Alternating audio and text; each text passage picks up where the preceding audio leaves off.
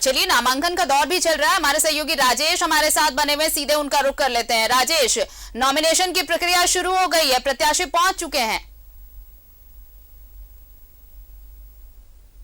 राजेश, क्या आवाज मिल रही है आपको?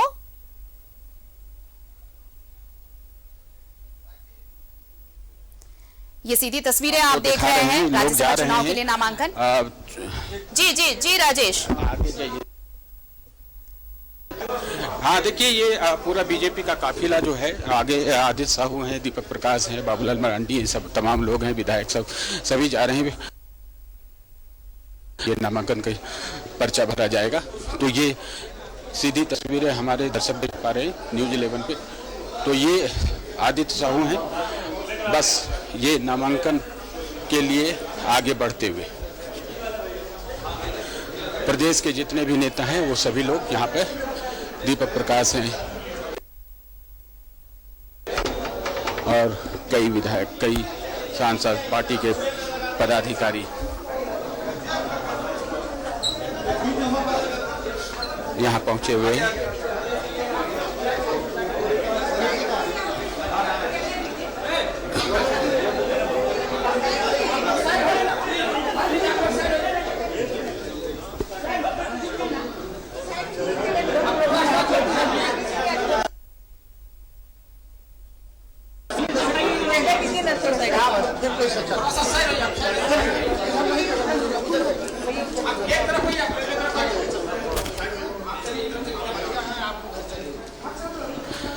निर्वाचित पदाधिकारी जो विधानसभा के सचिव होते हैं वो राज्यसभा चुनाव के निर्वाचित पदाधिकारी होते हैं, और ये उनका कक्ष है जहां पर बीजेपी के नेता अपने प्रत्याशी को लेकर यहां पहुंचे हैं, और अंदर से बुलावा हो आएगा और अंदर जाके ये नामांकन का पर्चा भरेंगे।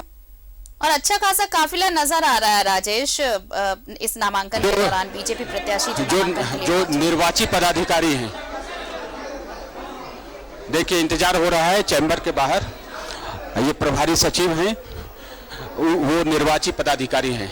भारत निर्वाचन आयोग के द्वारा राज्यसभा चुनाव में विधानसभा के जो सचिव होते हैं वही रिटर्निंग अफसर होते हैं, और वही उन्हीं के समक्ष नामांकन का पर्चा भरा जाता है। तो देखिए, ये बीजेपी नेताओं की भीड़ है। आगे में आदित्य साहू हैं, बाबूलाल मरांडी हैं, दीपक प्रकाश हैं, कई विधायक हैं, विरोधी दल के मुख्य सचेतक भी हैं, ये तमाम लोग हैं, प्रेस मीडिया के लोग भी बड़ी संख्या में, रघुवर दास हैं। ये दृश्य है एकजुटता दिखाने का, और पार्टी पूरी तरह से प्रत्याशी की जीत का साझेदार बनना चाहती। पार्टी के जितने भी लोग हैं सभी लोग यहाँ पर मौजूद हैं। कई पदाधिकारी, विधायक, सांसद लोग आए हुए हैं। तो ये आरती, आपने देखा कि यहाँ पर अभी इंतजार हो रहा है। पूरा काफिला जुटा हुआ है राजेश। सारे जो तमाम बड़े नेता हैं वो पहुंचे हुए हैं यहाँ पर आदित्य साहू के नॉमिनेशन में।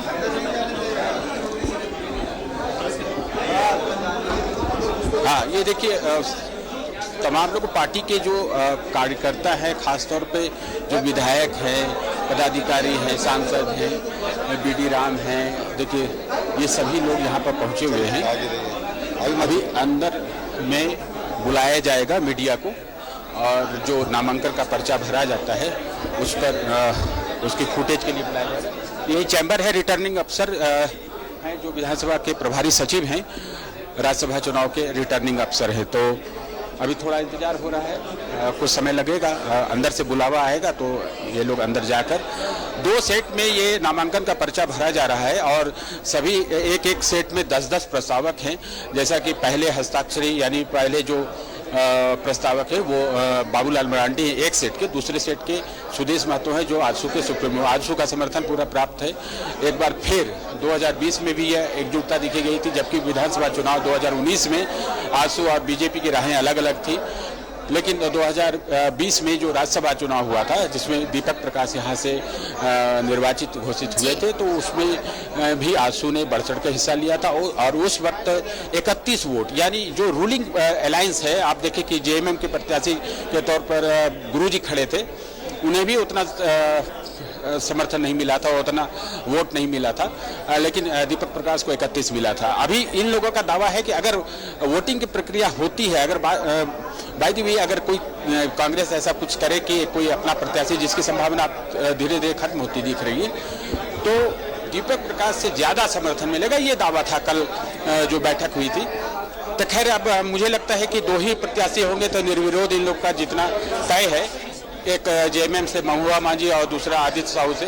तो ये दृश्य आप देखें कि पूरा उत्साह है बीजेपी में, और इस बात को भी लेकर उत्साह है कि इधर अलायंस में खटपट हुआ है, और जेएमएम और कांग्रेस का जो अलायंस है उससे भी देखिए विपक्ष किन किन चीज़ों से खुशी होता है। जब सरकार की नाकामी आती है सामने तो विपक्ष को मुद्दे हाथ लगते हैं, उसे आवाज़ बुलंद करने का मौका मिलता है। और अभी जो फिलहाल दृश्य है अलायंस में, उसमें एक बार फिर से ये दृश्य देख रहा है, और बीजेपी के लोग कह रहे हैं कि कहाँ गया अलायंस, कहाँ है इस सरकार में एकजुटता। जब पिछले बार भी चुनाव में, राज्यसभा चुनाव में कांग्रेस ने एक अन्य प्रत्याशी डाल दिया था, जिस कारण से उसकी बुरी तरह से पराजय हुई, हार हुई। और इस बार तो अब कांग्रेस शायद हिम्मत ही नहीं जुटा पा रही है कि क्या करना है। अभी कांग्रेस में बहुत नाराजगी, उसके प्रभारी आए हुए हैं, सब मंथन हो रहा है, सरकार का क्या भविष्य है, लोग अटकलें लगा रहे हैं। खैर ये अभी डे टू डे चीज़ें सामने आएंगी कि क्या है जेएमएम की ओर से जिस प्रकार से प्रत्याशी के नाम की घोषणा की गई, कांग्रेस को बहुत नागवार गुजरा है। और यहाँ तक कि दिल्ली के सोर्सेज बताते हैं कि सोनिया गांधी तो स्टंड हैं, शब्द हैं कि इस तरह के निर्णय हुए। हेमंत सोरेन उनसे मिल कर गए, बात कुछ हुई, और रांची आते ही पूरा दृश्य ही पलट गया। तो जो कांग्रेस के लोग हैं काफ़ी खफा है। आप जानिए कि सोनिया गांधी तो कांग्रेस है, कांग्रेस की सबसे बड़ी नेता हैं, और उन्हीं के इशारे पर पूरी पार्टी चलती है, उनके नाम से पार्टी आगे बढ़ती है। अब उनका अपमान कहा जा रहा है कि ये निर्णय जो है उनका अपमान है। जैसा कि दीपिका पांडे ने कहा कि ये तो सीधा सीधी अपमान है। और दीपिका पांडे ने तो मैं जैसा सुन रहा था कि उन्होंने कहा कि पिछले 2.5 साल से ऐसा हो रहा है। लेकिन अभी आप देखें कि जो स्थिति थी, आप अलायंस में जो सीएम पर आरोप लगे या अन्य लोगों पर आरोप लगे, जो माइनिंग लीज का मामला था या फिर अवैध खनन का मामला था, जो ईडी की कार्रवाई हुई थी, कांग्रेस बहुत मजबूती के साथ सरकार के साथ खड़ी रही है। लेकिन अब लगता है कि उनका शायद मोह भंग हो रहा है। अब उनको लग रहा है कि पिछले 2.5 साल से कांग्रेस पिछलग्गू बनकर चल रही है, अब ये एहसास हो रहा है। तो खैर उनका है ये दर्द, और दर्द मिला है तो अब वो क्या किस रूप में इसकी दवा करते हैं ये देखना होगा। लेकिन जहाँ तक बीजेपी की बात है, बीजेपी खेमे में काफ़ी खुशी है कि एक कार्यकर्ता को पार्टी ने प्रत्याशी बनाया है, जो बूथ लेवल से काम करते हुए यहाँ तक पहुँचा। प्रदेश महामंत्री फिलहाल हैं, इससे पहले उपाध्यक्ष थे, और एक समर्पित व्यक्ति को पार्टी ने प्रत्याशी बनाया है। पूरी पार्टी यहाँ पर खड़ी है। प्रदीप वर्मा जी है, प्रदीप वर्मा जी इधर आइए जरा सा। हाँ, इनसे जान लेते हैं, कुछ समय है तो क्या लग रहा है उस खेमा पर कांग्रेस जेएमएम? आप लोग को तो मजा आ रहा होगा। नहीं, मजा आने का बात नहीं है। गठबंधन है उनका, चुनाव पूर्व गठबंधन हुआ था, वो स्पिरिट उनकी अभी भी दिखनी चाहिए थी। लेकिन जिस प्रकार का आपसी कलह और सारी चीजें बाहर आ रही है, इससे स्पष्ट है कि सरकार के भीतर सब कुछ ठीक ठाक नहीं चल रहा है। कांग्रेस के लोग सरकार बनने के समय से ही हल्ला मचाते रहे हैं कि हमारी अनदेखी हो रही है। अब तो उनका विवाद सतह पे आ गया है। अब तो मीडिया में कांग्रेस के लोग खुलेआम कहने लगे हैं कि हमारे और उनके बीच सब कुछ ठीक ठाक नहीं चल रहा है। प्रत्याशी को लेकर कंपैरेटिवली आप देखें, आपने जो प्रत्याशी दिया और महुआ मांझी जेएमएम की प्रत्याशी हैं, तो दोनों में ठीक है, दोनों का जाना तय है। लेकिन आप लोगों ने दावा है कि एक जमीनी कार्यकर्ता को आपने दिया है। वहीं कल दीपक प्रकाश जी से बात हो रही थी कि ठीक है महुआ मांझी को मिला टिकट, पार्टी के कैडर के हैं, लेकिन जो बहुत सालों से झंडा ढो रहे हैं उनकी उपेक्षा की गई। देखिए, पिछले 30 वर्षों से अधिक समय से भारतीय जनता पार्टी के लिए सक्रिय रह करके काम करने वाले आदित्य साहू जी को पार्टी ने राज्यसभा का प्रत्याशी बनाया। हम सब जैसे कार्यकर्ता भी उनके जिला अध्यक्ष रहते उनके साथ काम कर चुके हैं। तो ये पार्टी की एक परंपरा है कि अपने कार्यकर्ताओं को समय पे सम्मान देना, आगे बढ़ाना, उनके नेतृत्व को स्थापित करना, ये हमारा सिस्टम है। और जहाँ तक महुआ माझी अच्छी कार्यकर्ता हैं, एक अच्छी सामाजिक वर्कर हैं, अच्छी लेखिका हैं, लेकिन आज से 10 साल पहले झारखंड के सोशल पॉलिटिकल जगत में उनको शायद कोई नहीं जानता था। तो खैर ये उनका आंतरिक विषय है, इस पर कोई कमेंट नहीं करना। हमारी शुभकामना है महुआ माझी के लिए भी कि वो भी राज्य की सेवा में पूरी निष्ठा के साथ, पूरे समर्पण के साथ काम करेंगे। हमारी उनके लिए भी शुभकामना है। अलायंस की बात कर लें तो ये अभी जो दृश्य दिख रहा है इसकी परिणति जारी रखिए, हम और ये तमाम अपडेट्स पहुंचाएंगे अपने दर्शकों तक। आप बने रहिए, हम लौटेंगे। तो आपको पता है राज्यसभा चुनाव के लिए नामांकन हो रहा है और